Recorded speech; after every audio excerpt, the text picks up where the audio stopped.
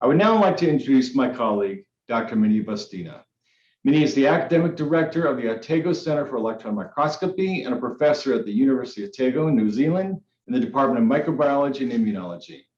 Minhea has extensive training, including at the Max Planck Institute, Harvard Medical School, and McGill University. He has been working on SVB since 2012 and has a multitude of publications in the area. Minhea? Thank you, Paul. I will start by saying that for me as a structural biologist and as a microscopist, Seneca virus is a fascinating story from a structural perspective. First slide, please. First, it is amazing to see this remarkable tumor homing in the lower left. After SVV administration, we observe using immunohistochemistry viral proteins expressed exclusively in tumors while there is no viral replication in the healthy tissue. And we have seen that for different types of tumors that express TMATE on the cell surface, and we have seen that in all our experiments. In the next image, we can see at high resolution that in tumor sphere, which is a system or 3D cell culture that we use as a biological relevant model because it offers a very good in vitro recapitulation of the in vivo process. And here we can precisely control a wide range of parameters in order to better understand SVV behavior. And if we go higher on a cellular level, electron microscopy allows us to follow the ultrastructural changes occurring during viral infection of TMATE positive cells. And definitely the most spectacular of these structural changes are this large viral array that are present in cells replicating SVV. And I love this image for one reason, because this shows that SVV is actually a self-amplifying drug, which means that a single virion infecting a single cell is capable to generate an incredible number of new viruses. And each infected cell makes about, let's say, 10 to the 4, even more than 10 to the 5 new capsids. And we have looked at this process in numerous types of cancer cell lines, and we always see this outstanding multiplicative effect.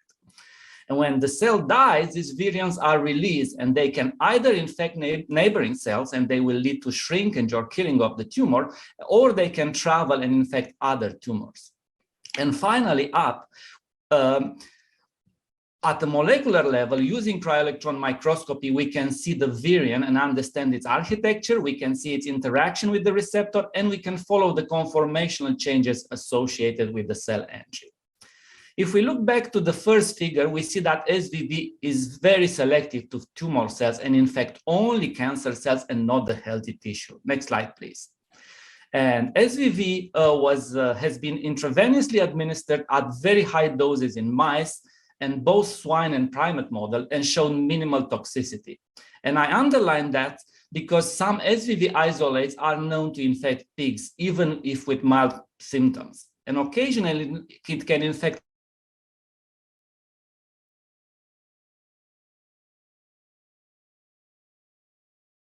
more. Genomic analysis have demonstrated that SVV-001, which is the construct we use, uniquely belongs to a clade which does not infect pigs. And the data from both swine and primate studies were submitted and reviewed by FDA to support a human clinical trial utilizing SVV as a monotherapy. But from all these animals, which I mentioned, probably the mice are the most exciting. Next slide, please. Because unfortunately, for other oncolytic viruses, mice are not a good model. However, for SVV, mice are a relevant safety and efficacy model. It was shown in various murine models that SVV replicates in permissive tumor cells at the same level as in the human tumor cells. And when SVV was administered intravenously at very high doses in murine models, it was observed only minimal toxicity and no normal cell infection detected either by fluorescence or immunohistochemistry. And again, the data from murine studies were submitted and reviewed by FDA to support 3 clinical trials utilizing SVV intravenously as a monotherapy. And next slide. In order to understand SVV specificity, we use a very powerful SVV construct, a construct which expresses the green fluorescent protein. And this allows GFP signal to be observed only when and where SVV replicates. SVV GFP was administered in tumor-bearing mice at high doses intravenously, and signal was observed only through the solid tumor. And we can see that in the figure, and no fluorescent signal was observed in the healthy organs like heart, liver, kidney, stomach, or lung. Next slide, please. But as exciting as these results are in mice, it was important to see convincing results in humans. And SVV has been intravenously administered in 3 different clinical trials in a total of 76 patients. And despite a considerably high dose, about 10 to 11 viral particles per kilogram, only minimal toxicity was observed. And was actually one case of dose-limiting toxicity, which was tumor pain and was treated with analgesics, and was caused actually by the immune response attacking the tumor. And later, Aman, I'm sure, will tell you more on this aspect. And if we look in the next slide, in a patient in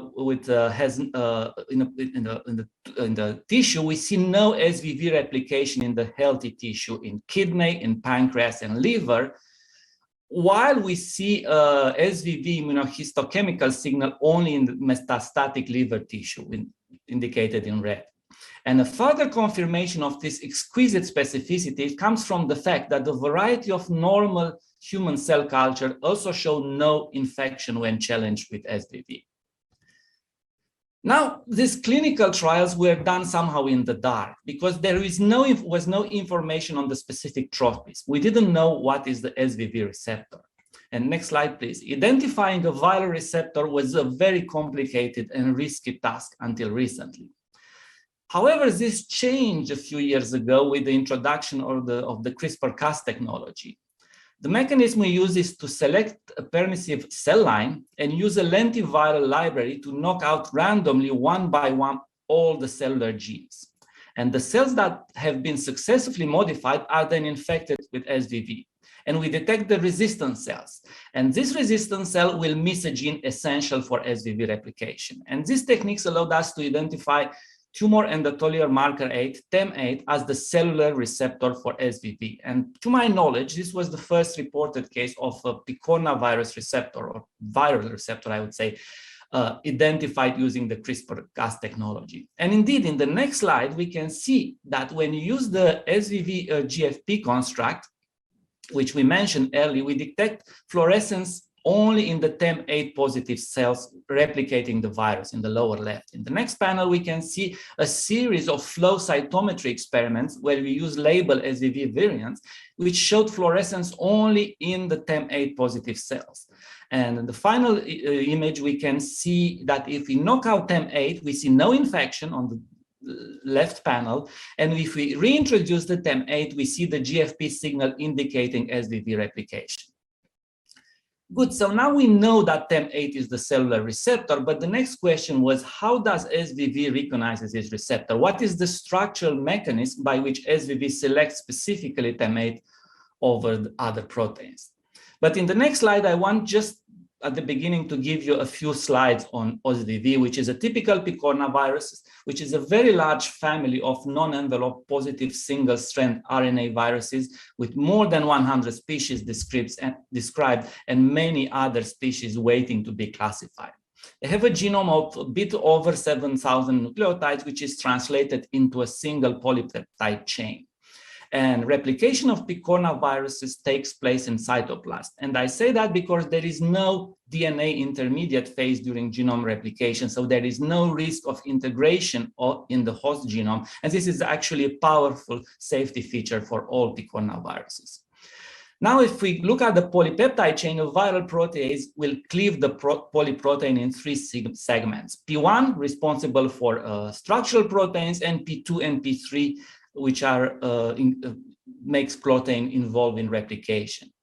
And if we looked at the place between P1 and P2, there is a place where we introduce the GFP, and this is a place where other genes can be inserted too. And these proteins will be expressed together with the viral protein during viral replication. And these viral constructs are viable, which means that they are able to infect and replicate TEM8 positive cells similar to the original virus. And important, these constructs are stable, which means they don't lose the insert between P1 and P2. So over many generations of replication cycles, they will continue to deliver these proteins in infected cells.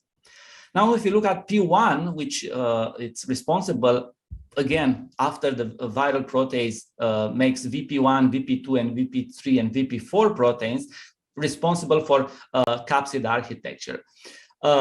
We have there in the corner a protomer with 3 major capsid protein, all with the similar fold, and 60 of those protomers will make a full capsid. And in total, we will have 180 of these large capsid proteins, with VP1 in blue making this star structure around the 5-fold axis, and VP2 and VP3 in green and red alternating around the 3-fold axis. And this capsid is only 13 nanometers in diameter. This is very small, a bit bigger than a ribosome, and is an ideal size for penetrating tissue, and because it gets through the fenestration of blood vessels and can track tumors, and this dimension actually makes picorna virus able to pass the blood-brain barrier. Good, so this is the SVV capsid structure, but the question is, how does this capsid recognize the receptor? Next slide, please. So we used cryo-electron microscopy to solve the structure of SVV capsid decorated only with the soluble domain of its TEM-A receptor. TEM-A receptor is a membrane protein. So the cryo-EM map, which we show here, shows that TEM-8 attaches rigidly to the viral capsid and forms a crown-like arrangement in blue around the 5-fold axis. In the next slide, we see that there are no major changes in the structure of SVV capsid protein, VP1, 2, 3, and 4. They have the same conformation as the normal variant, and also there is no change in the TEM-8 structure upon SVV binding. And this indicates that TEM-8 functions as an attachment receptor. It doesn't trigger dramatic conformational changes. So the SVV will penetrate the cell, and the genome uncoating happens only later, triggered by a cellular clue. And indeed, we have shown that SVV capsid disassemble at a pH of about 5.5, corresponding probably to late endosomes, and releases the single-stranded RNA genome into the cytoplasm where the viral replication takes place. And if we look at in detail at the contacts between the TEM-8 and the SVV capsid, in the next slide, please, we can see the molecular details of TEM-8 SVV interaction. You can see that TEM-8 binds at the center of the protomer in the middle between the 3 major capsid protein, and makes contact with all the 3 capsid proteins with 2 loops of VP1 in blue, with 1 loop of VP3, and more extensively in green with a loop called the puff of VP2. And this is important because the TEM-8 epitope recognized by SVV capsid is distinct from the epitope recognized by other known monoclonal antibodies. Next slide, please. Another thing that our structure elucidates is the glycosylation of TEM-8. We know from mass spectrometry analysis that 2 asparagine residues of TEM-8 are glycosylated. And indeed, we can clearly see densities in the cryo-EM map associated with these glycosylation sites. And we did an experiment where we used TEM-8, the soluble domain, to saturate the binding site of SVV capsid. And in this way, we can block the infection of our SVV GFP construct, so we don't see any signal. However, if we deglycosylate the soluble TEM-8 domain before incubation with SVV, the infection again is possible, as shown by the GFP signal in the figure. Good, the next question, which we can address using structural method, is actually how does SVV discriminate between TEM-8 and other integrins? And if we do a sequence alignment, we see that the residues in red, the residues involved in TEM-8 contact are not present in other integrins. And there are a couple of amino acids, though, in common with other integrins, but they have a completely different conformation, and they are placed much farther away, and they are unable to make contact with SVV capsid proteins. And we have these figures down. For instance, anthrax toxin receptor 2, an integrin with a very similar fold with TEM-8, is not able to bind SVV capsid, and this structural analysis offers the molecular proof for this fact. Good, so our detailed capsid architecture of SVV bound to its receptor explain why SVV is capable to recognize exclusively TEM-8 at the expense of other integrins with a similar structure. And the next slide, please. And explains why TEM-8 offers this most selective mechanism for any oncolytic viruses. And TEM8 was shown that it's highly expressed in difficult to treat cancer like breast cancer. We have the figures there. Colon, esophageal, kidney, uterus, stomach, pancreas, ovarian, lung. And we see that in the upper rows, and we see no expression in the corresponding normal cell in the lower row. And this TEM8 is expressed in multiple types of tumor cells. It is expressed in malignant cells, but also in stem cells, in angiogenic cells, in cancer-associated fibroblasts. The problem is that even if it's so specific, TEM8 is an integrin, and integrins are very difficult proteins to drug. And in fact, no cancer therapeutic that targets TEM8 has ever advanced to clinical trials. Next slide, please. And not only that TEM8 is expressed exclusively in tumors, but TEM8 is a very adverse prognostic indicator. For all the cancer examines to date, we have demonstrated an adverse correlation between the clinical outcome and the level of TEM8 expression. And actually, if we look in the two figures on breast cancer up and the pancreatic cancer down, we can see that low TEM8 expression is associated with higher survival in blue, and high TEM8 expression is associated with lower survival in red. And this is true for a wide spectrum of cancer types, not only breast and pancreas, but also in colon cancer, in cervical, thyroid, bone, and gastrointestinal type cancers. And even more, next slide, please. A search on a comprehensive library of human cancer cells showed that TEM8 is present in over 60% of the cancer. And this means that more than 2/3 of the cancer can be targeted by SVV. Next, please. So TEM8 is a dream target. We looked in a recent review at all the known receptors for all the oncolytic viruses that have ever reached clinical trials, and SVV is the only oncolytic virus whose receptor is specific only to cancer cells. So SVV is an oncolytic virus that does not infect healthy cells. And this makes TEM8 a powerful biomarker. And it's possible now to specifically select patients that will respond to SVV treatment. And finally, in the last slide, the summary, we show that SVV has unsurpassed specificity for solid tumors, that it has this exquisite specificity is given by its receptor, TEM8, which is an integrin specifically expressed on the surface of solid tumor cells and not in healthy cells.